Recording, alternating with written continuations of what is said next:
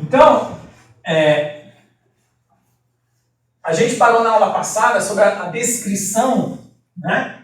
Que eu reduzi bastante, porque eu já conto com o fundamento anterior que vocês têm do que eu falei aqui, né?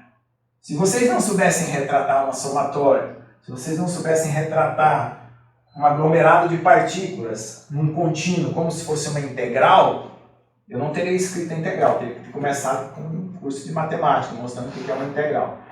Então, na aula passada, nós tivemos aquela situação que era a definição do vetor S, que era M vezes a posição, do vetor B, que era M dr dt, e um vetor F, que é M d2R dt2. Então, nós vimos que gradativamente as derivadas foram aumentando.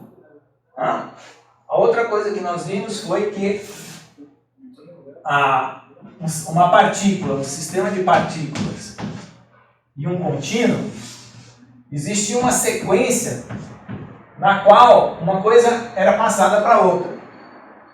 E o nosso foco agora vai ficar aqui, na mecânica do contínuo. E a partir daqui que vem o fluido, que é a mecânica do fluido, ou a mecânica do sólido, né? Então vamos colocar aqui sólido e fluido. Então nós estabelecemos um sistema de coordenadas para poder começar a medir o que é posição, né? Massa, que são as duas coisas que nós começamos com a representação usando o sistema cartesiano lá, né? Um sistema de coordenadas para partículas, também cada um com a sua coordenada, né? E um sistema de coordenadas para o sólido. Então nós vimos que as definições relacionadas a essa situação aqui tinha o centro de massa, que é exatamente a posição da partícula, né? A coordenada do centro de massa é identicamente a posição da partícula. A partir da coordenada do centro de massa, ou da coordenada da partícula, primariamente falando, você tem o momento. Já vou começar com o momento, que é a multiplicação da massa com a velocidade. Porque senão eu falo massa, velocidade, tempo, mas eu já passei por esses conceitos. E aqui a somatória deles, dos PIs, né? Passando para uma somatória, onde era uma somatória de MI, DRI, DT. E aqui, o centro de massa necessariamente era uma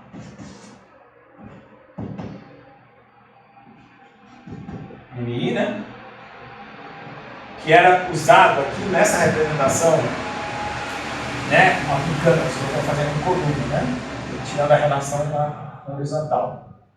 Então, esse centro de massa é utilizado para poder facilitar essa conta, porque se você tem 10 a 23 partículas, por exemplo, sei lá, um número muito grande de partículas, essa conta a ser feita é absurda, então você quer reduzir ela a algo mais compacto, que você possa distribuir pelo todo, então você usa o centro de massa.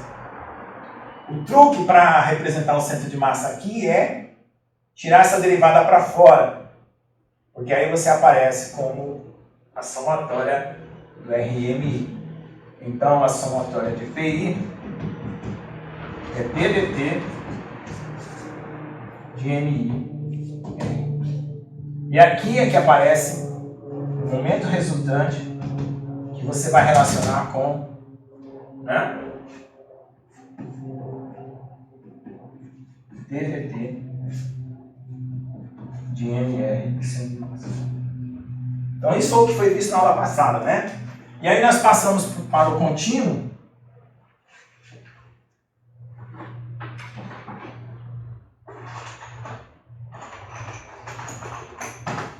Transformando toda essa linguagem em linguagem integral, né? Então, no contínuo momento, passou a ser integral. Essa aqui é a variável de controle para fazer a integração. Então ficou V, né? Ou se você quiser, do jeito de ficar análogo ali, né? dt, dn, vai ser o V, né? E assim por diante. Então eu disse que essas três situações, né, eram reproduzidas aqui no contínuo.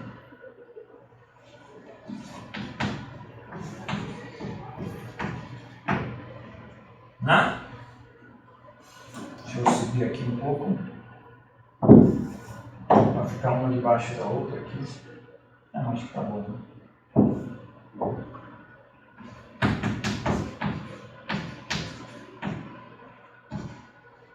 E aí vinha a representação usando a derivada do momento, como derivada segunda, né? Porque também existe essa ideia aqui, né? Que é a mais geral ainda do que é a derivada.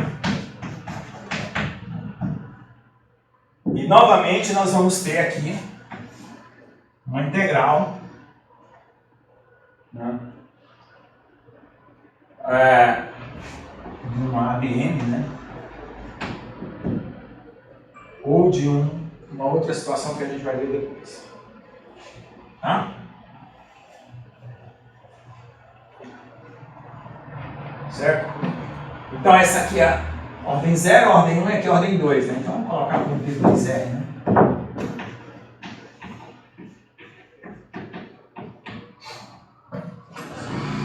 Então aumentando a ordem das derivadas e trazendo os conceitos do particular, que era a partícula, o sistema de partículas e o contínuo.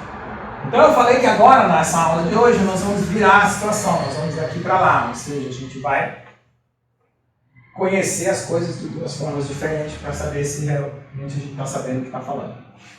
Bom, é claro que eu representei tudo que eu falei aqui em gráfico, em letras, em equações, em fórmulas. Por quê? Porque eu imagino que existe uma associação direta mentalmente no que eu falo como correspondente à realidade. Então, se houver alguma deficiência em trazer a realidade para essa representação, aí é que está o problema do aprendizado. Então, é isso que eu dei como início da aula, a representação do objeto como aprendizado. Certo? Que é onde vocês vão começar a detectar as interações mentais que vocês fazem que estão deficientes, ou que podem estar deficientes, como conhecimento e como representação. Por quê? Porque todo mundo fica preocupado com as minhas aulas, porque eu trago tudo na matemática, na ponta do lápis. Eu sei exatamente o que eu estou falando aqui em termos de matemática, aí o cara não sabe. O cara senta aqui do lado e fala assim, é uma cobrinha de R com DN. O que é isso? Não estou entendendo. Você entende? Essa é a atitude que a gente vê. Que as pessoas não estão entendendo essa simbologia, ou seja, essa linguagem. E aí, por isso que não dá, porque aí eu teria que fazer um vídeo 3D aqui, de tudo que eu estou falando, e depois mostrar tudo que estou falando, e representar, e depois sair aqui. Então, é aqui onde está o problema. Considerando que esse seja o objeto e não a representação dele, porque de fato é a representação, que esse seja um sólido, né? Eu estou com um sólido aqui, na minha mão, e que essa é uma representação para esse sólido. Então, é daqui para cá que está o problema do aprendizado. O problema do conhecimento. Você entendeu? Quando eu levo para a matemática, os caras caem da cadeira. Então, esse trajeto aqui, ó, é sinuoso, é complicado. É o que está faltando. É o que está cheio de valado, de buraco. E que a gente foi rapidamente para lá, pulou para lá, se jogou do lado de lá e não percebeu. Alguém? Bom, outra coisa que eu percebi que ninguém fez comentário nenhum, né? Nem a favor nem contra o que eu falei. Então eu espero que esse silêncio seja uma assimilação profunda, né? Porque quando o silêncio for uma coisa como uma situação mortuária, né? De velório, aí é complicado para o professor, né? Porque está todo mundo ainda por acordar, né? Mas se é uma contemplação profunda do que está recebendo, né? Uma digestão do que está ouvindo, né? Para mim tá bom. Quando vocês quiserem emitir alguma opinião, fazer alguma pergunta, mesmo que seja da simbologia, como eu falo, não existe pergunta idiota, existe resposta estúpida. Né? Toda pergunta é válida.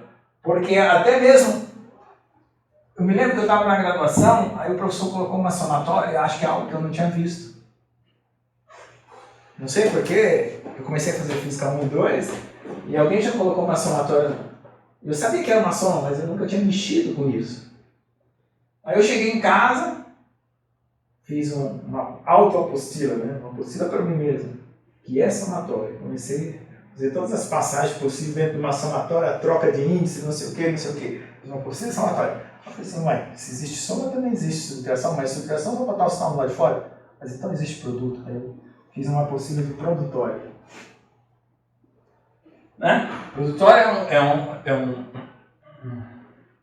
uma ferramenta matemática muito usada em cálculo probabilístico. Né? N1, N2, N3, né? N-1, N-2, N-3. Certo? Aquele produtório lá. Estatística produtória, né? Então, o cara... Então, essas simbologias elas já têm que serem tratadas de uma forma sanguínea, né? Elas têm que estar dentro de você. Essas representações já têm que estar na corrente sanguínea. Senão fica difícil. Então eu quero que vocês falem para eu detectar a dificuldade, para eu poder passar o chapeamento, né? Então, pau buraco, passar o rolo em cima e vamos para frente. Certo? Então vamos lá. Porque a tendência é complicação, mas uma complicação ascendente, linear, né? Não é uma complicação simplesmente por um acidente que eu vou jogar uma pedra na frente de vocês para vocês tropeçar, né?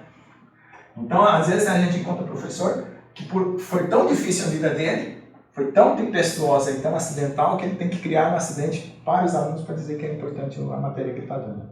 Né? Tem que ficar tão difícil quanto foi para ele. Não, não é isso. Estou querendo que vocês percebam que a complexidade ela vai crescer e pelo fato de estar num espectro linear de conhecimento, eu tenho sempre que precisar do que já passou. Porque senão não subo.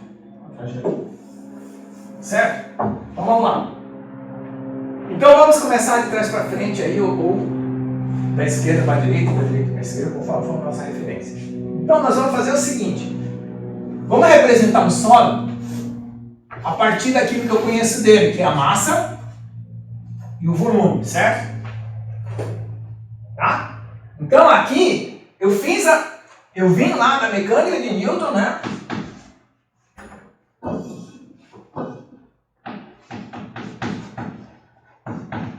O chamado também mecânica clássica, e encostei na mecânica do contínuo. Agora eu vou começar uma nova ciência, uma nova área. Então, para eu começar uma nova área, ela também precisa ter os fundamentos próprios dela, assim como essa daqui teve seus fundamentos próprios.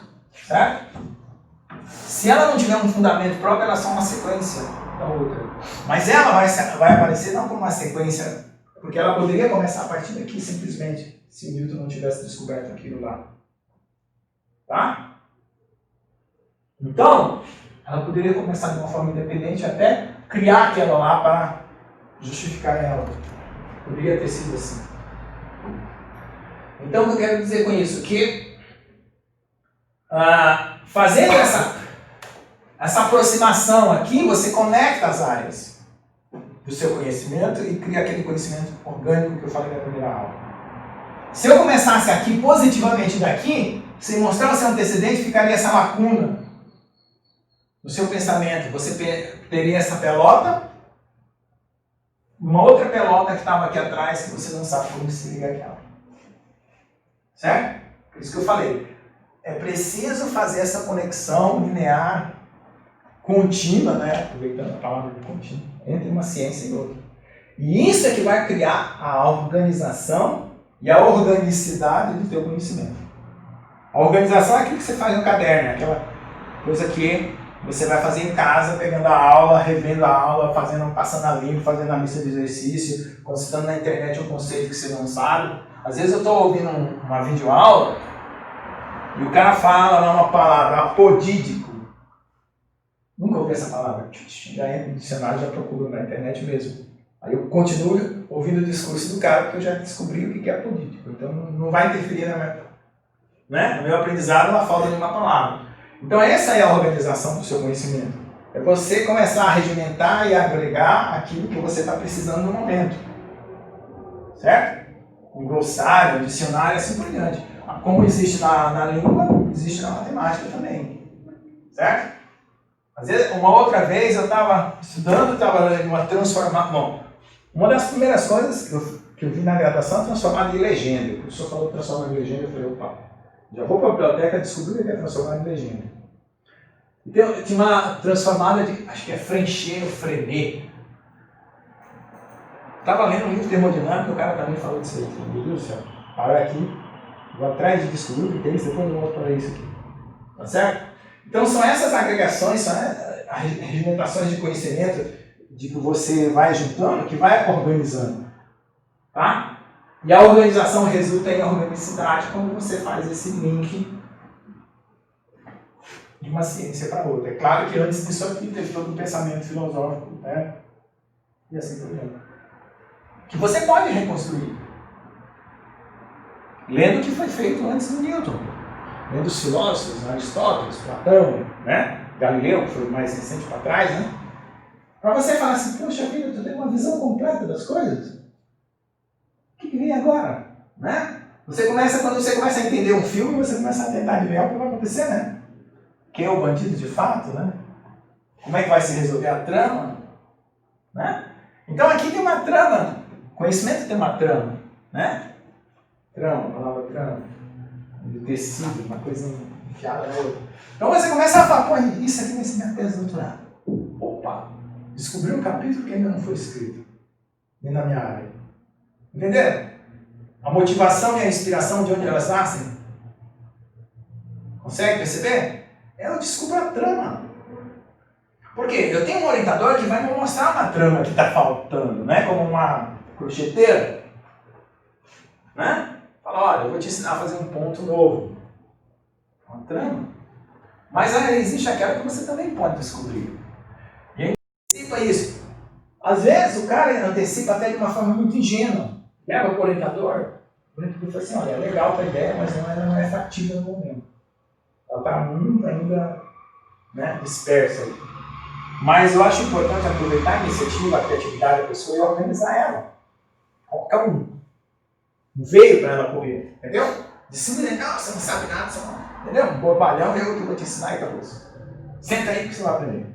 Entendeu? Você fica assim, puxa, você é meu orientador. Entendeu? Então, eu acho que começa um compromisso, uma parceria muito interessante, porque ela vai no âmbito até mais afetivo. Né? Você simpatiza com o orientador, você gosta de ouvir o que ele fala, você tem uma inspiração, ele pega aquela inspiração, ele aproveita ela. Então ele aproveita o que você sabe e o que você não sabe e te devolve de uma forma melhor. E você vai se sentir estimulado a aprender. Aí você, pô, vai para casa feliz, né? Passou o dia na universidade, você não volta angustiado, você volta feliz. Pô, tá gostoso de ir para lá. Tá gostoso de ir lá conversar com o orientador. Tá gostoso de trabalhar. Você entendeu? Você está percebendo alguma coisa, uma mudança, tanto dentro de você, na sua mentalidade, seu conhecimento, sua interação como indivíduo. Isso é importante. Então, esse vínculo tem que ser resgatado na interação, mesmo que a universidade passe a ser toda pela internet, né? Futuramente, não sei. Espero que não aconteça essa bobagem, né? De sair de um extremo e para o outro. Mas essa interação deve ser necessária. Então vamos lá, o que nós temos de volume? Então nós temos do Newton uma coisa importante que é o elemento infinitesimal. Tá? Esse elemento infinitesimal ele vai ser representado como se fosse uma partícula aqui, ó. Eu fiz bolinha porque eu não estava preocupado com a geometria particular da minha representação, mas agora eu estou preocupado. Ó. Essa representação é cartesiana e esse elemento é cartesiano. Certo? Então, compatibilizar o meu elemento de representação com a minha coordenada, com o meu sistema de coordenada, isso já facilita muito. Porque eu só vou fazer aquilo que é compatível, senão as contas ficam muito complicadas. Se aqui fosse um cilindro, eu tinha que usar a coordenada cilíndrica. Se aqui fosse uma esfera, a coordenada esférica. Entende? Se você representar um sistema no outro, as contas ficam horríveis. Alguém já ouviu falar de matriz não diagonalizada e diagonalizada? Quando você tem que resolver um sistema, o que acontece quando você resolve um sistema linear? Você diagonaliza, ou seja, cada linha multiplicada pela coluna dá o resultado. Então você sabe qual é o valor da variável, certo? Que quando estava misturado todos os termos, A, X mais B, Y mais C igual a B, você não sabia quanto de A, quanto de B e quanto de C era. Quando você diagonaliza, você tem A vezes X é igual a valor X1. B vezes Y é igual ao valor o X2, o Y. Então, diretamente você sabe, porque então aquele complexo de matriz se transforma numa única diagonal que multiplicada dá o valor. Então você sabe quem é o valor que precisa ser multiplicado. Está entendendo o que eu estou falando? Então essa é a simplificação que ocorre no sistema de coordenadas, que é a mesma coisa que ocorre aqui. Ou seja, se a minha representação cartesiana não for idêntica ao elemento, a minha matriz não está diagonalizada, não está simplificada ao máximo. Bom, então nisso nós temos o DV, né? Coordenada X. Eu vou habituar a colocar sempre o X e Y assim, porque quando eu precisar recortar o plano já está pronto, tá bom?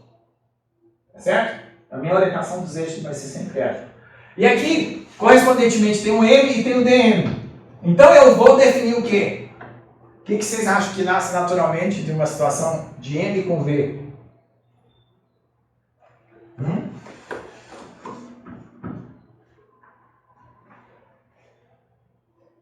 O que vai vir aí? Definição de densidade. Ou massa específica, como vocês queiram. Essa grandeza começa a particularizar o meu material, certo? Mas ela também me mostra uma outra coisa, que se meu material for homogêneo, dm dv é igual a m sobre v. Isso aqui é uma lei de homogeneidade.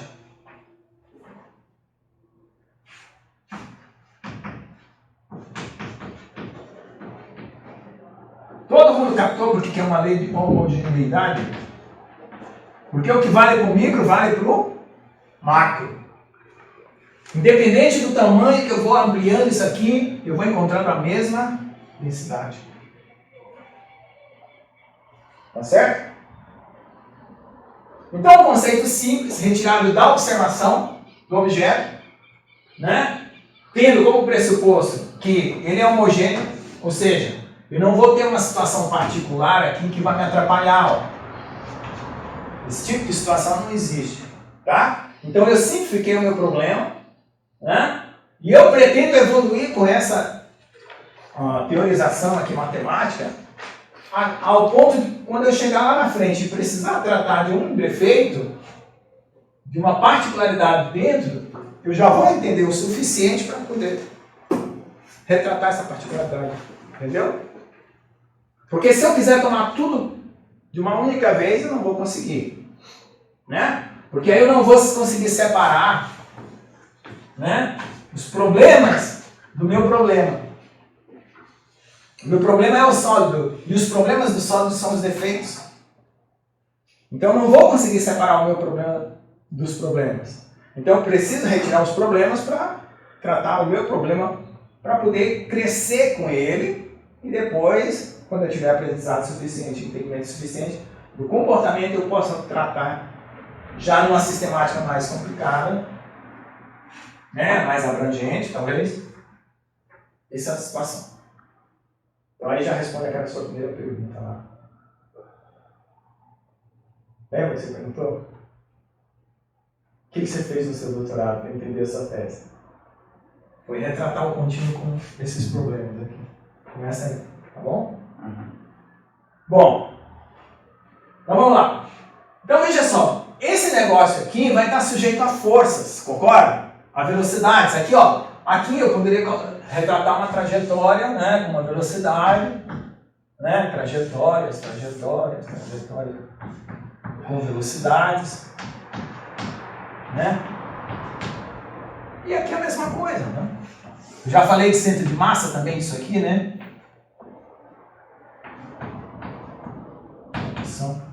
Então aqui atrás, isso aqui também tem a definição do centro de massa, né? Tá certo? Atrás disso aqui está a definição do centro de massa, né?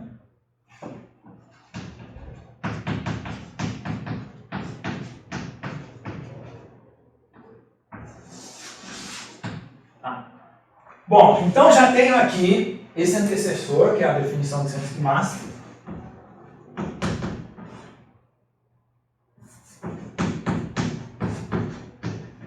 Mas que eu vou deixar de lado, porque eu vou começar a partir daqui. Tá? Então vamos colocar aqui uma velocidade em pontos aqui, né?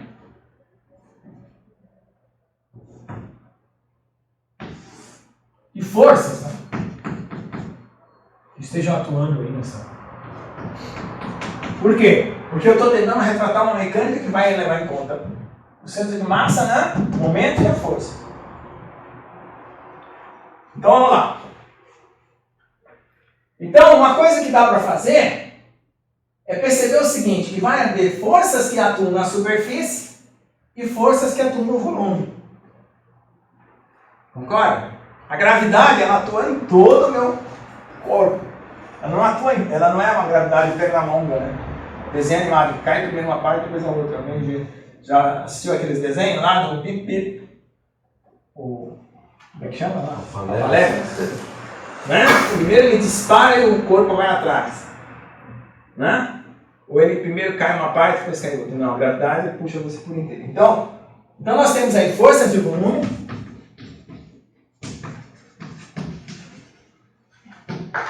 Certo? Então já vai começando com a gravidade. Né? Eu vou colocar a força Fg, assim, tá? E depois eu vou separar a massa e ficar só com G. Força da gravidade, força elétrica, força magnética e assim por diante, tá bom? E existem as forças de superfície, que essas que puxam as coisas por partes. Né? Se a coisa for meio gelatinosa, de fato ela vem primeiro um pedaço, depois vem o outro.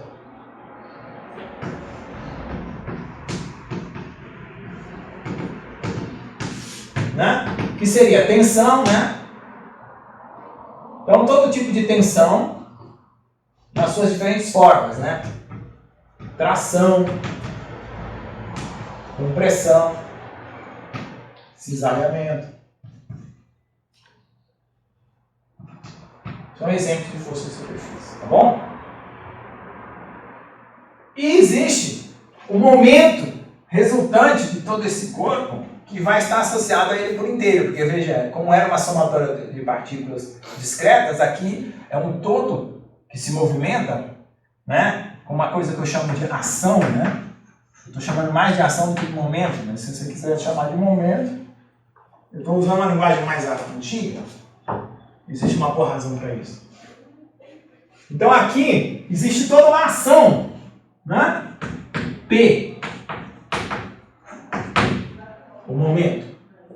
Associada a essas forças, associada a essa massa, associada a esse volume. E aí o que eu tenho? A vontade imensa, né? Como eu defini densidade de massa, densidade de momento,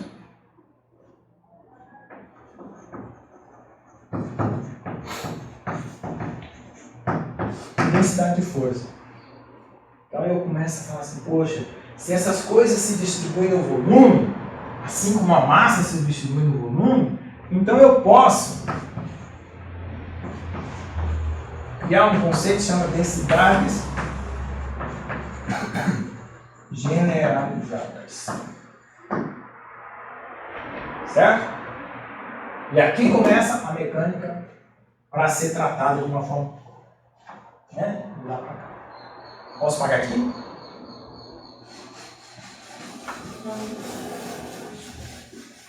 Esse cantinho da lousa é meio estranho, porque ele fica muito apertado, mas dá para ver, né?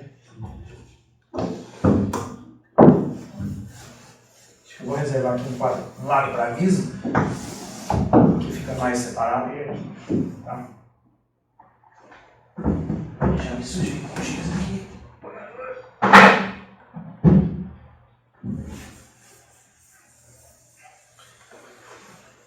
Bom, como o soldo já está lá, então eu vou tirar isso daqui. não vou precisar mais dele. Vai ficar ali nessa área aqui para a gente continuar. Então, densidade generalizada, certo? Então, vamos começar com a mais simples. Densidade do momento. Vai ser... Eu vou usar uma letra que é proposital, porque existe já uma... Como o momento é um vetor, tá?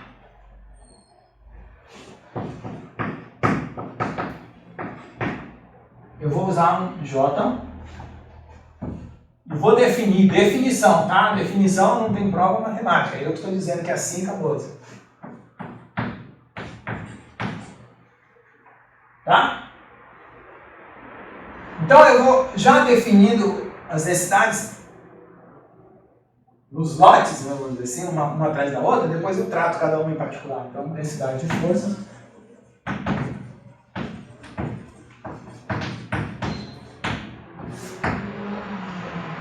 Vou usar um Fzinho pequeno, porque normalmente na literatura eles usam letra minúscula para densidade, a grandeza específica, e letra maiúscula para a grandeza extensiva. Né? Parte específica é minúscula. Só o J aqui que eu modifiquei, mas existe uma boa razão, tá? Depois eu explico. KBF, DV. Né? E a densidade como densidade de massa, né, que ficou lá em cima, vou deixar mais em cima ainda, só para vocês lembrarem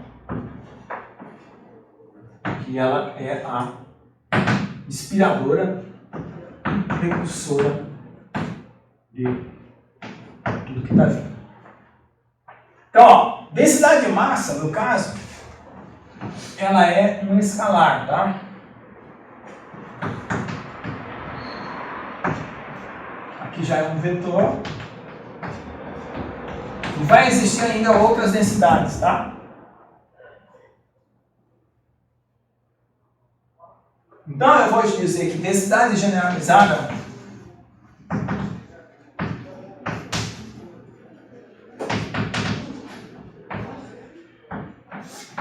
de uma grandeza G, que pode ser escalar, vetor ou tensor, é ρg dg dv.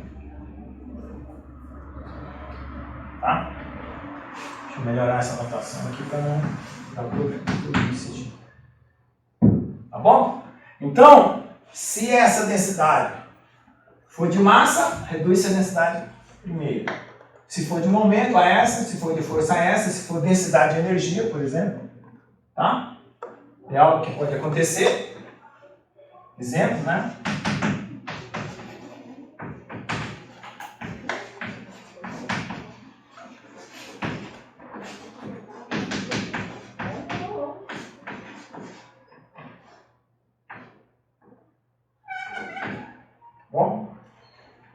Bom, uma outra coisa que dá para fazer ainda é relacionar uma densidade com a outra, certo? Então vamos lá. J vai ser dP, dm, dn, dv. F, df, dm, dv. E aqui vamos fazer essa daqui.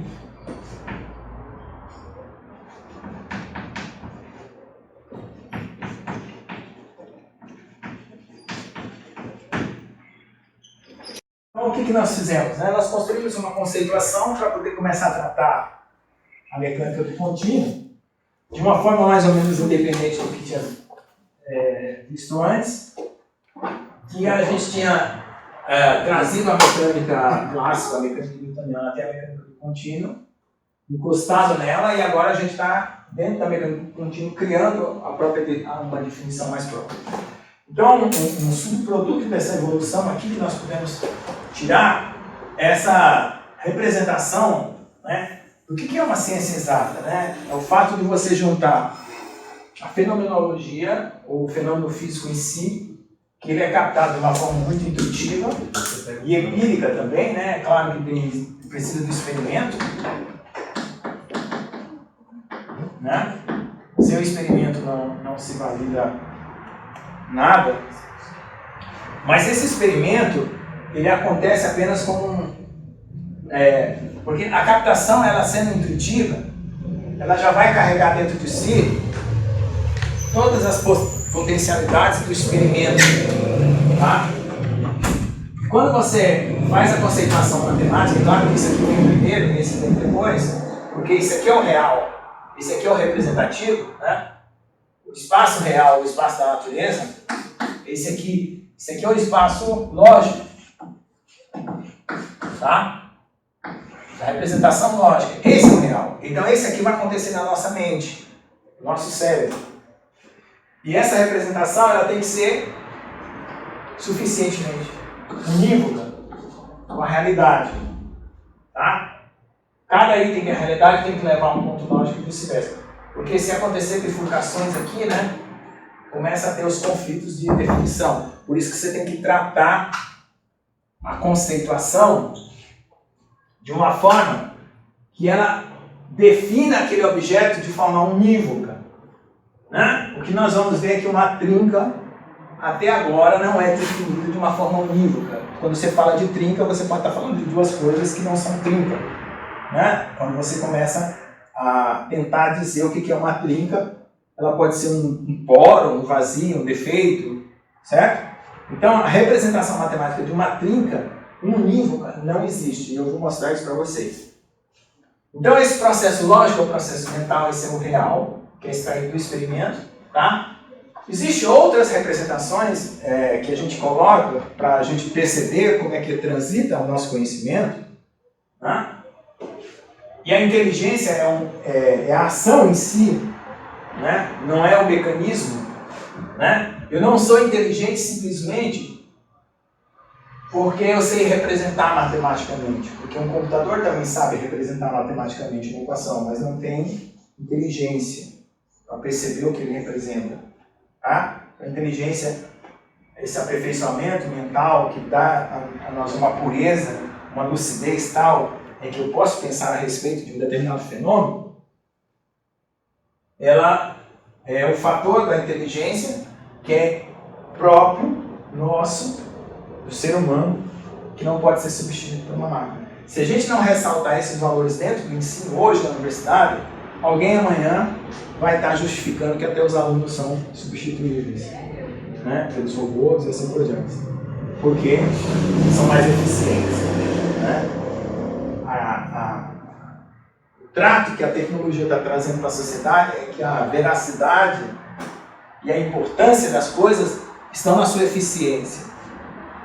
E isso começa a comprometer o ser humano, né? Aí tem todas essas conjecturas aí, né, de domínio da máquina sobre os homens e assim por diante. Mas essa é uma discussão para lá. Eu só quero apontar o seguinte, que nós estamos vinculados a essa situação aqui, que é a representação do fenômeno, tá? E que nós vamos agora utilizar toda essa representação para tratar esse fenômeno de uma forma em que eu possa alcançar um estágio posterior, que é o da previsão, né? A equação ela tem que me prever alguma coisa ou me deixar manipular de tal forma o meu conhecimento que eu possa dar alguma inferência, alguma resposta para além daquilo que eu já representei. Certo? Então vamos lá. Então nós temos como ponto de partida as três leis de Newton, que já foram representadas anteriormente, que elas vão ser colocadas aqui como válidas, né? Então existe um postulado de equivalência e de validade. Ou seja, eu imagino que, sendo válido para uma partícula, é válido para um sistema de partículas, também será válido para um sólido. Porque o que aconteceu de diferente entre partícula, sistema e sólido é que houve um estado de aglomeração, certo? De multiplicação do fenômeno como partícula para o sistema e de aglomeração. Ou seja, eu não mudei a natureza do meu fenômeno. Eu apenas juntei as partes e vou representar esse fenômeno agora de forma modificada, né, dentro do sólido. Então o que nós vamos fazer? Nós já temos lá, né, a massa passou a ser representada por uma ADM, que é uma ρ dV, né? Ou seja, porque eu tenho um conceito dm/dv associado. Certo? O momento, né? Passo, como mv, vai passar um dp, né? Que vai ficar um ρ dv, né? ρ v dv, né? Na verdade, vamos colocar aqui ρ p dv, porque existe uma densidade de momento que é dp dv. E existe uma força, né? Que vai ser dp dt. Então vai ter uma df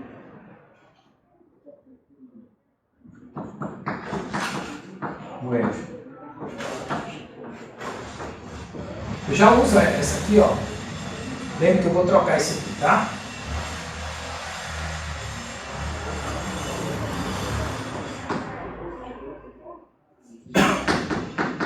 Por que eu estou usando J? Porque existe uma relação entre densidade, momento e fluxo de massa. Então, como aparecer fluxo de massa, eu vou usar J. O JM, né? Então, eu vou usar aqui o F.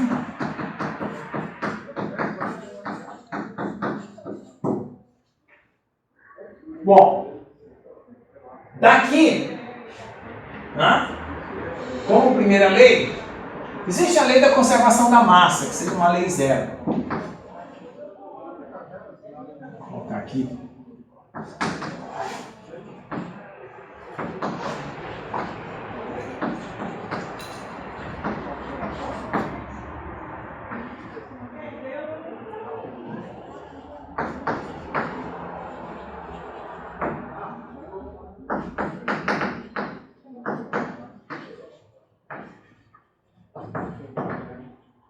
Transformações da mecânica discreta no contínuo, tá? Então vai existir uma primeira lei e uma segunda lei. Então vamos começar a tratar, né, como leis, né? Vamos ver lá. Primeira lei para a mecânica do contínuo vai ser o fato de que o meu J, né, como foi visto, é o V, né, que é dPdm, que é V, dm dv, ou V. Então, a inércia, né, o estado de movimento ou estado de repouso vai ser representado por isso aqui. De tal forma que, no caso de um fluido ou no caso de um sólido, ele também vai estar associado agora a uma coisa chamada escoamento, que é quando essa velocidade está associada a uma densidade que pode mudar. Porque, veja, o que eu estou querendo dizer aqui é que existe um compromisso entre esses dois para dar o fluxo de momento, tanto quanto eu posso modificar a densidade imprimindo sobre o meu sólido, né, se ele for deformado, uma mudança de densidade sobre o meu fluido, como eu posso imprimir uma mudança de velocidade. As duas coisas vão estar associadas, né? Se o meu sólido ou meu fluido for incompressível, eu apenas consigo mudar a velocidade e não a densidade. Certo? Mas se ele for compressível, as coisas vão acontecer juntas. Foi muito salto. Saltei quando eu vejo fazer a testa, parece que eu dei aquele salto, né? Tá bom? Então, eu vou usar essa aqui como lei da inércia ou lei para o escoamento, ou pelo menos uma representação da inércia do escoamento, e a segunda lei, que é o que nós vamos tratar agora, que é o que nós já fizemos lá. O que é? Densidade de forças é dF dV. Bom, mas quem que é F? É dDV de dP dt. Certo? Olha, eu estou avançando em relação àquilo que eu já falei aqui atrás, tá? Que era a densidade de momento. Tá bom? Aqui nós já tínhamos chegado, né? Que densidade de momento aqui, isso é ddt.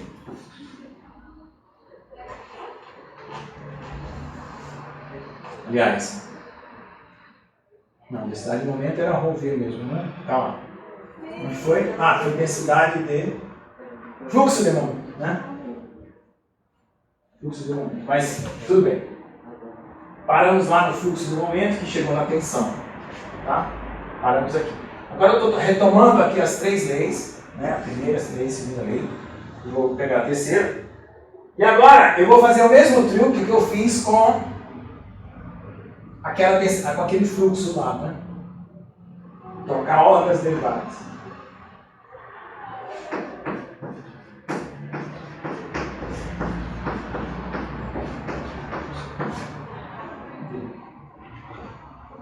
Certo?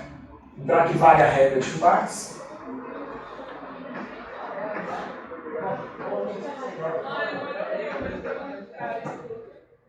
E, portanto, como consequência de representação final da lei, né? Aqui, eu vou ter que forças vai ser ddt de densidade de momento. Tá dando para acompanhar? Eu já estou indo um pouquinho mais acelerado. Tá dando para acompanhar? Senão eu puxo um pouco a velocidade. Tá dando? Tá, vamos voltar um pouquinho. Bom, então só para a gente encaixar o que eu estou tentando fazer. Eu estou tentando agora, já que eu criei uma representação para o meu sólido, usando a matemática, e eu vou abstrair o fenômeno físico que está associado, eu defini densidades generalizadas e fluxos generalizados. Então eu percebi que essas coisas estão conjugadas. Uma hora uma coisa que é densidade de uma coisa é fluxo de outra. Né? Eu percebi isso aí. Aí o que acontece? Agora eu preciso trazer essa conceituação para dentro das três leis. Tá certo? Então eu representei aqui como que eu estou fazendo a minha transformação. Massa em densidade de massa, momento em densidade de momento, força em densidade de força. Quer dizer, a primeira parte são as densidades generalizadas. A segunda parte são os fluxos. Como uma coisa vai estar associada à outra, eu vou acabar descobrindo o fluxo no meio das densidades e densidade no meio dos fluxos. Tá certo? Mas agora, o que eu tenho aqui como passagem de uma situação para outra? Porque até então aqui é uma transformação de uma representação que já foi dada, né? A partir... Eu preciso chegar ao nível do fenômeno que eu quero retratar, que é o que acontece com o sólido. Tá? Eu não posso parar simplesmente na filosofia de definir o sólido e ficar com essa discussão filosófica. Né? O sólido é um contínuo e tal, que existe uma densidade associada, que sobre ele pode incidir momento e força, e assim por diante. Não. Eu tenho essas três leis de Newton, que elas são antecedentes científicos para mim, que eu estou usando um postulado de que o sólido também aceita essas três leis, de igual maneira que as partículas e os sistemas de partículas aceitavam como válidas. Né? Está inerente às partículas, ao sistema de partículas, que as três leis funcionam. Certo? Então eu postulei que o sólido, por ser um aglomerado de partículas, em que essa aglomeração não modificou a natureza das três leis, as três leis continuam válidas, porque se essa aglomeração modificasse a natureza das três leis, eu teria que saber qual que é a próxima lei que vai aparecer, como que ela se modifica. Então eu teria que pensar como Newton lá e falar, ó Newton, isso aí só vale para você aí. Uma sólida é outra lei. Entendeu? Então eu estou admitindo que a transposição de partículas, sistema de partícula, a sólido, não modifica a natureza das minhas leis. Eu vou conseguir representar de forma análoga, né? De tal forma que quando eu quiser reduzir uma partícula, eu reduzo. Quando eu quiser ampliar para sólido, eu amplio. Tá certo? O efeito é só o efeito de aglomeração. Essa situação não acontece em todos os ramos da ciência. Você não consegue emprestar tudo de uma ciência para outra. Às vezes você empresta uma parte e às vezes você não empresta nada. de uma ciência para outra. A tecnologia é totalmente nova. Por exemplo, quando você trata com plasma, as leis de plasma são muito independentes das leis que você conhece da mecânica. Sabe? As coisas começam... Física das partículas, às vezes, tem coisas que são totalmente novas, né, no sentido estrutural. Né? Porque tem aquele novo da roupagem, da reconfiguração, mas que as coisas ainda estão lá dentro, como anteriores. Mas tem aquela nova por excelência. Certo? Então, quando você está entrando para uma ciência, você está levando com você toda a bagagem do seu conhecimento que você vai utilizar nessa situação nova, o seu mestrado, o seu doutorado. Então, eu quero encontrar essas associações para saber desenvolver. E saber o que é de fato uma reconfiguração e uma coisa extremamente nova. Né? Porque se for uma reconfiguração, eu uso a mesma analiticidade que eu usava antes, de uma forma reconfigurada, que é o que eu estou fazendo. Mas se for algo novo, eu tenho que incorporar esse novo, ampliando o meu conhecimento, né? Mas eu não vou jogar fora a minha bagagem, porque em alguma situação ela pode ser útil. Tá certo? Então, olha só. Essa fenomenologia, que está representada pelas 3 leis de Newton, né? Além do objeto em si, está associado ao fenômeno físico, ela teve essa representação matemática, então eu vou usar densidade generalizada e fluxo generalizado para fazer essa reconfiguração, essa transformação, que é o que está aqui, ó. Tá certo? Então agora eu estou usando a densidade generalizada, por quê? Porque o momento que eu derivar isso aqui, ó, vamos fazer isso aqui, ó, dp dm dm dv, dp dm virou o v, né? Derivada de momento em relação à massa virou o v. dm dv virou ρ. Eu só troquei a ordem, ρv. Tá? df dm dm dv.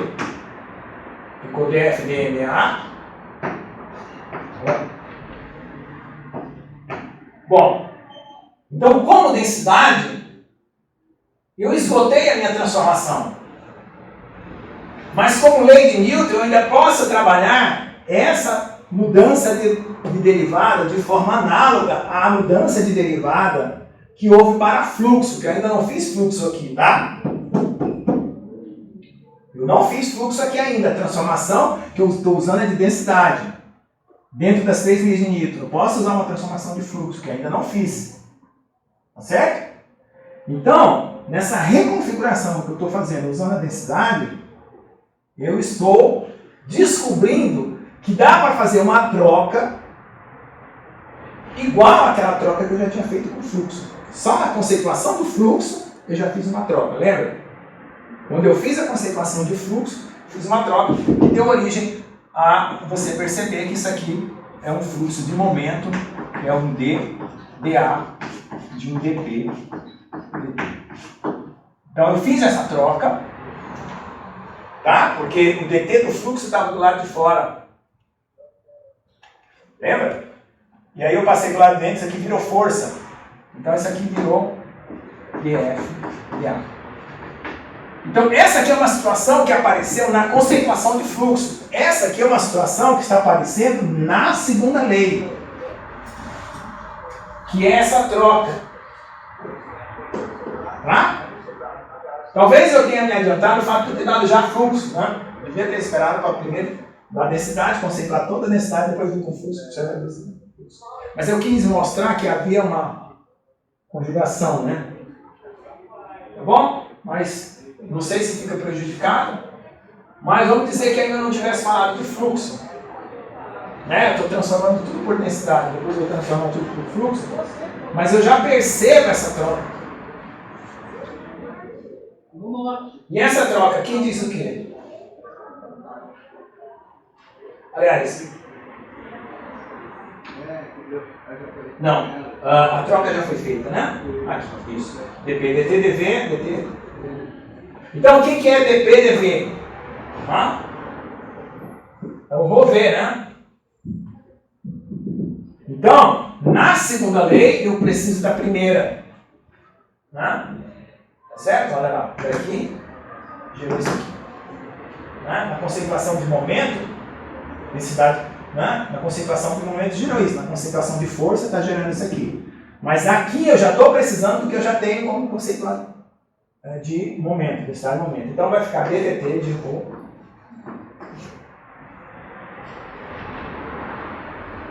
Então esse resultado aqui, eu já uso da reconfiguração da densidade.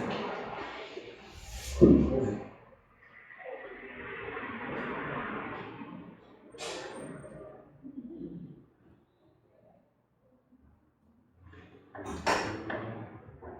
Eu devia não ter falado do fluxo. Eu acho que isso foi um adiantamento de ansiedade. Se tivesse ido por aqui, depois eu chegasse no fluxo, acho que não teria deixado a decisão. Mas espero que vocês se recuperem. Tá? Tá certo? Se você fizer de conta que eu não falei de fluxo, eu só estou modificando as densidades e apliquei a primeira e a segunda lei, e também eu posso aplicar a terceira lei.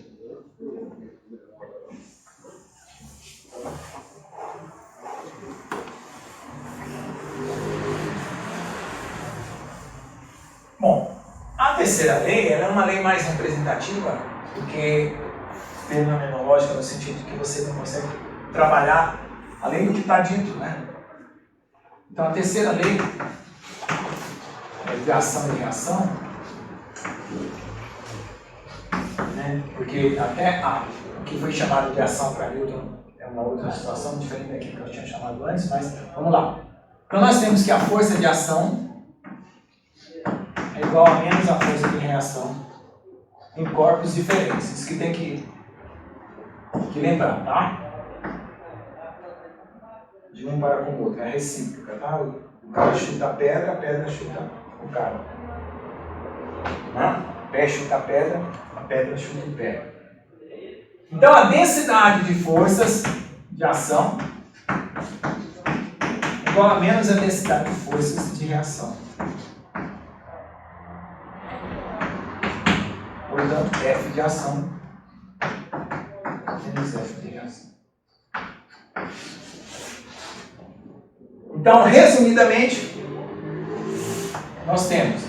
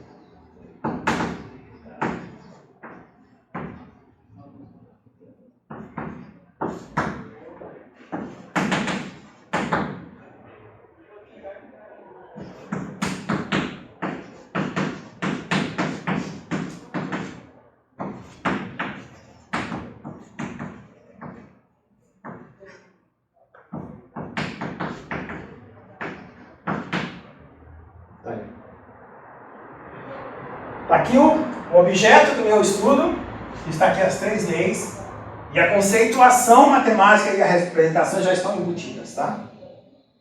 Veja, aquilo que eu falei, a situação tem que chegar a um nível sanguíneo, né? A minha conceituação, a minha ideia de densidade, a minha ideia de fluxo já vai estar introjetada. Eu não preciso mais guardar como uma listagem de conceitos na minha mente, se eu consigo olhar para essas três leis e ver que elas já estão inclusas aqui. Tá bom?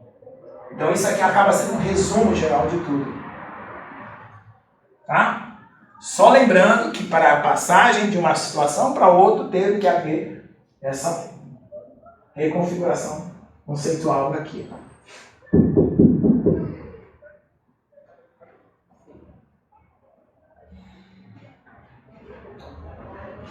Bom, então, naturalmente, vocês estão aprendendo a olhar para as equações e entender o que elas estão dizendo, certo? Quando aparecerem os novos alunos que vieram na primeira aula, acho que eles vão escolher vir sempre nas aulas ímpares, eu vou começar a escrever aqui, eles vão franzir a testa terrivelmente contra mim. E vão xingar a minha aula e dizer que é uma porcaria que eu escrevo e não sabe, não sei o que eu estou falando. Aí, pelo menos vou ter 3 para 4 para me defender. Espero. Então, o que eu quero dizer? Que essa sequência, que é a sequência inicial, que eu convidei todo mundo para não perder, é o mais importante, porque depois que eu estiver desenvolvendo a matéria, certo? Eu vou estar desenvolvendo, você vai estar perdendo um pequeno trecho, as novas conexões. Tá certo? As conexões estão sendo dadas nas primeiras aulas. Né? Se você perdeu a definição de taxa de energia elástica liberada, você vai lá e se recupera. A aula de taxa de energia elástica liberada, que é outro lugar. Tá certo? A fratura. Você não perdeu as conexões. Você mesmo olhando no livro, com as conexões que você tem, você encaixa isso. Mas sem essas conexões que eu estou fazendo aqui, para quem aparecer por segunda, terceira aula, fica complicado, né? Certo? Vocês não estão entendendo o que eu estou falando e eles não estão entendendo. É aquilo que eu falei na primeira aula. Lembra que eu falei? Que uma coisa dita para 2 pessoas podem ser totalmente diferentes. Esse é o problema da comunicação, que é o problema da representação da ideia. Vocês estão conectados com a minha representação da ideia. E outros que não estão conectados vão achar que eu estou falando isso. E esse é o problema que é social hoje, sério. Porque as pessoas não estão indo à fonte. Né? A fonte da ideia. A notícia é a notícia da notícia da notícia da notícia. Eu ouvi dizer que alguém que disse que me disse que o outro disse. Não é assim?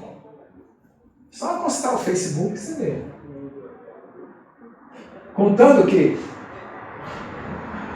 quando a Rede Globo usa a intelectualidade dela para reprovar alguma coisa que é de interesse dela, ela diz assim, você não pode acreditar em tudo que sai. Ela falou lá na notícia das... Vocês assistiram ontem? Que saiu na internet que a Finlândia estava com falta de homens e, portanto, o governo da Finlândia estava patrocinando um casamento com as finlandesas. Colocaram umas finlandesas lindas lá, né? Os brasileiros começaram a mandar cartas para o governo da Finlândia se candidatando a casar com as finlandesas. Aí ele fala que isso é uma bobagem que saiu na internet, que era mentira, que as pessoas tinham que criar as fontes confiáveis, né? Ele diz, assistam a Globo, né? Venham à Igreja Universal da Rede Globo, aqui onde está a verdade. O pastor Roberto Marinho, né?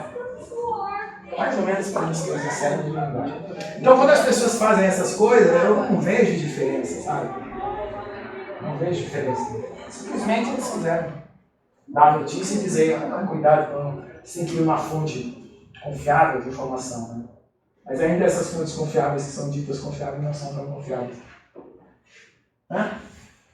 E as confusões acontecem. Então vamos lá. Então essa necessidade de, primariamente, a observação, o experimento, né? Eu continuo ressaltando aqui, né? Com a minha representação do meu sólido, tá? Nesse caso aqui está cheio de defeito. Minha esponja, o meu giz, tá? O meu sólido, que é homogêneo, tá? Que estão retratadas nessas 3 leis, e agora eu posso fazer uma consideração a mais ainda, um passo que não havia nas partículas e nem no sistema de partículas. O que é que não há nas partículas, nem no sistema de partículas, que tem aqui, que vai ainda modificar alguma coisa aqui, ó. Aqui eu fiz só uma transmutação matemática, certo? Uma reconfiguração conceitual matemática. Mas existe uma particularidade do sólido que vai ainda dar uma segunda modificação a essas leis aí. Alguém consegue olhar assim, instantaneamente, sugar isso? Eu já mencionei aqui, só não disse que era. Já foi dito. O sólido tem uma superfície e um volume, certo, gente? Então vai ter força de superfície, força de volume, que não está contada aqui. Então essa segunda lei, ela precisa agregar a somatória das forças de volume mais a somatória das forças de superfície, como sendo uma força resultante, que é igual a D dt de ρ. Então, essa situação aqui, ó, forças de superfície se transmite para o volume e forças de volume se transmitem para as superfícies, tá?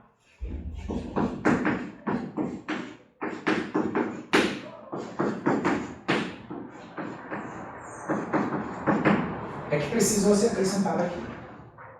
Agora na forma de densidade de forças. Tá certo? Então eu vou usar desse conceito, pegando como exemplo uma força de volume e uma força de superfície. Então o que seria uma força de volume? Vamos pegar gravidade. mg.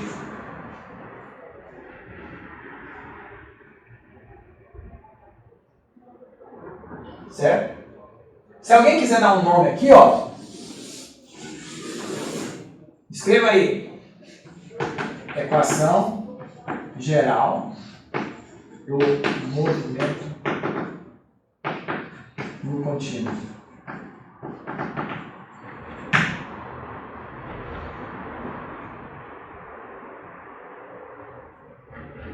Tá bom? Então, vamos acrescentar aqui uma quarta lei, um asterisco, para vocês saberem que ela não é de Newton, tá? Talvez devido a Pascal ou qualquer outro que veio depois, que percebeu essa relação em que as forças de volume e as forças de superfície se conjugam. Para que ela seja inserida aqui. Tá? Lembrando também que existe uma lei zero, que é a lei da conservação da massa, que eu não estou colocando aqui, que mesmo com uma massa sendo deformada, ela se deslocando de um lado para o outro, ela se conserva, a massa não se cria, não se transforma. Seria a lei de Lavoisier. Então existe uma lei zero aqui também, tá?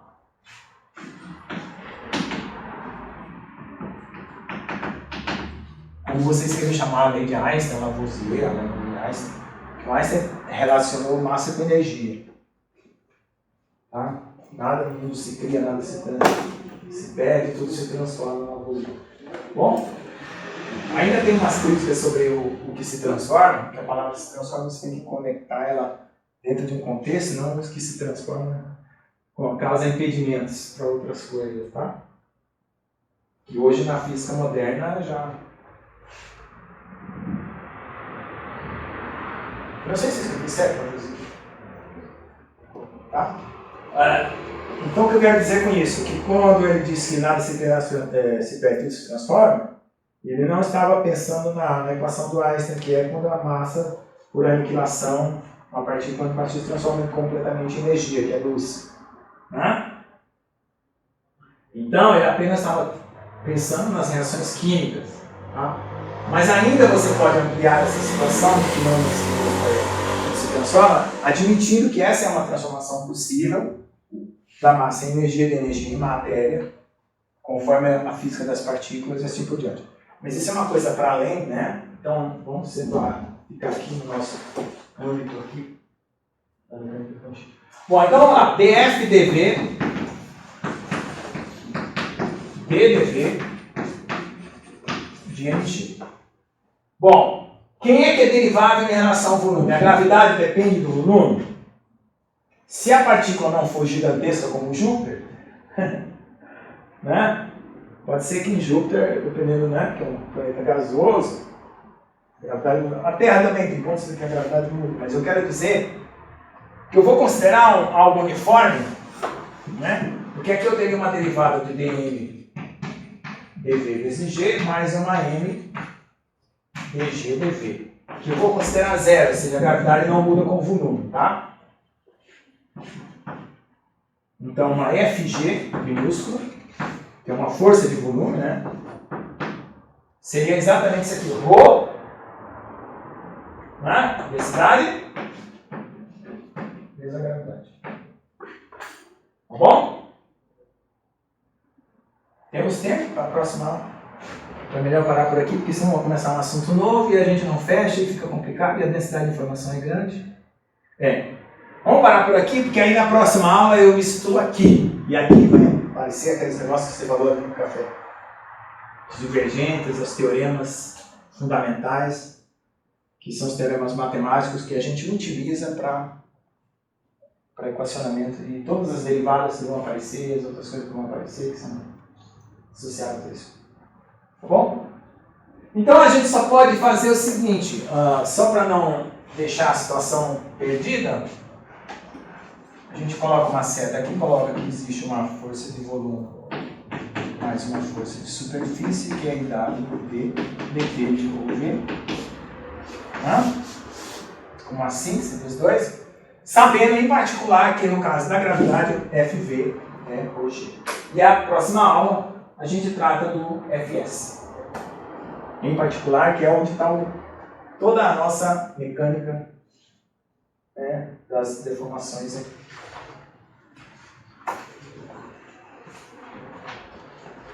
Vou fechar aqui.